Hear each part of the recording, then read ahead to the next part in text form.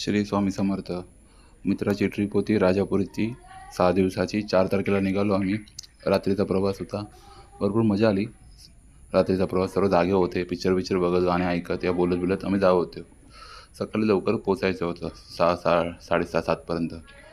सकाळचा क्लायमेट बघायला मजा अलगच असते. आणि गावी ऊन बोलतात, पण क्लायमेट जरा थंडच आहे. तुम्ही बघू शकता गावी पोचल्यावरती आम्ही.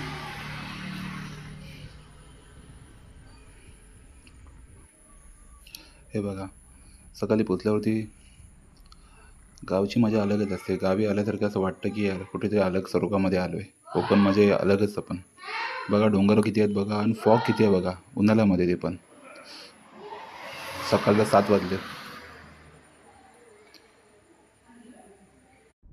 नंतर आम्ही इकडून पुढे निघालो घरी निघाला.